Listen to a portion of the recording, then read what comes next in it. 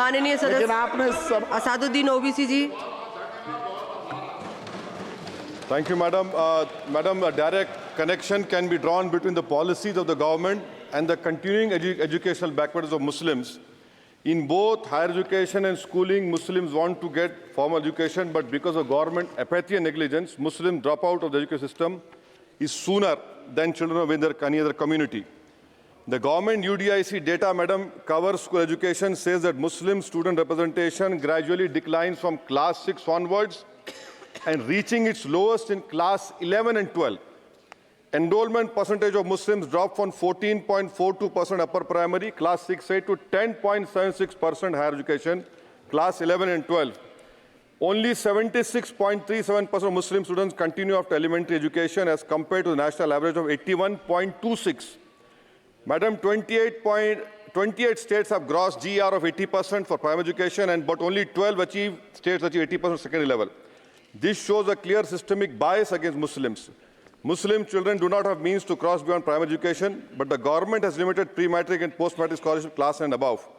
I want to know from the Modi government that does the Muslims of this country have a fundamental right to education under Article 21A or not? Or do you want to make the Muslims, 17 crore Muslim second-class citizens status permanent?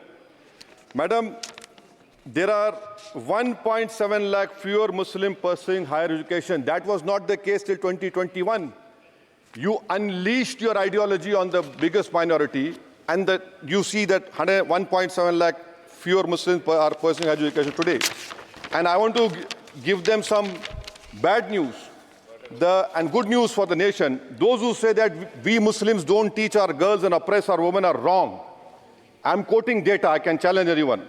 Muslim girls are enrolled at school level higher than boys. The gender parity index for the rest of the population is 0.93, but for Muslims it is 0.99.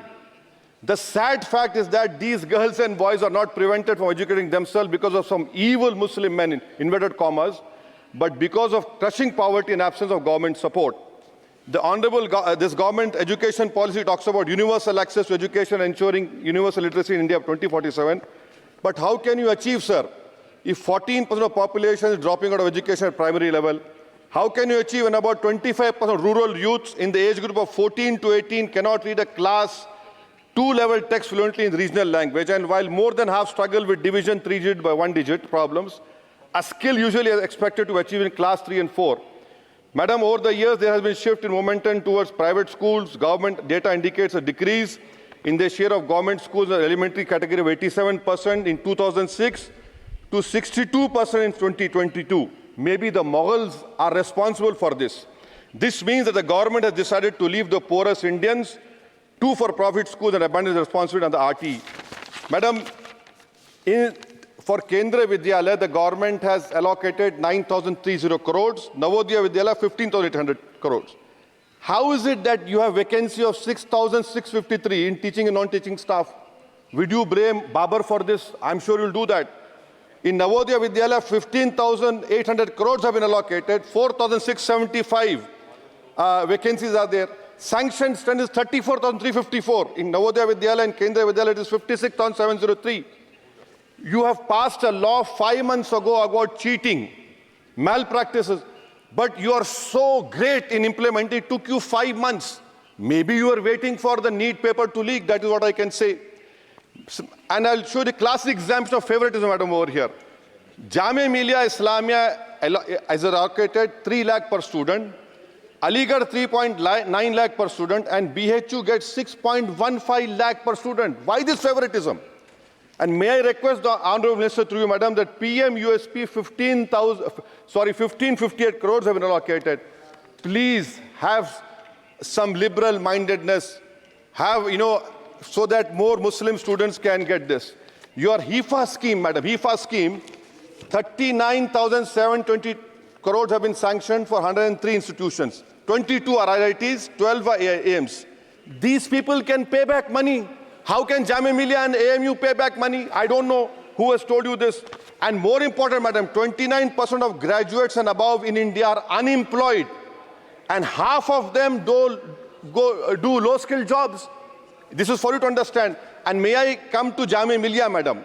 Jamia Millia, you have no permanent vice chancellor. Why is it that a registrar is not even qualified to hold that post? Why is it that a standing council is running the Jamia Millia? And please inquire that why 438 crores have been given HIFA, whether competent construction companies have been given or someone has been on the basis of favoritism. How is it, sir, that the present status of 100 years old Jamia Teachers Association, their office has been sealed, their body has been dissolved, there is no funds to run the university, to pay outsourcing staff, to build for building maintenance, no research grant. I demand that registrar and the standing council to be immediately removed. Now, coming to Aligarh Muslim University, there are 1,400 daily. मैं खत्म कर रहा हूँ 2 minutes में. AMU daily wage workers are 1,400, temporary 1,559. Why don't you regularize them? And why are you not giving separate funds, Honorable Minister Garu, to the AMU branch at Murshidabad, in Mallapuram, and in Kishanganj? Do you want it to be closed? Madam, as of July 2023, the share of ST-OBC in senior professors is even lower. I'm giving you figures, madam. In Central University, there are 66.29 general teaching staff. SC, ST-OBC only 30%. NIT 67%. 33% ST-OBC. In IIT, 84.5 general category. SC, ST-OBC 14%. IIM 86.83%. And in general 11%. Who's responsible, sir? You are running the government 10 years. You are running the 10 years. And lastly, madam. Manani, sir, this complete. Lastly, NCRT has been given 500 crores. May I dare to say that this government has been distracted with fudging textbooks, teaching propaganda to children. You want me to sit down? You want to sit on record? आप बोलेंगे? जवाब नहीं दे पाओगे? बैठो खामोश तुम. NCRT has removed the reference to Babri Masjid 2002 rights. Why should people not learn from the mistakes of past? Should our children not learn of Gujarat program, massacre of minority Muslims? Those who ignore history mistakes are born.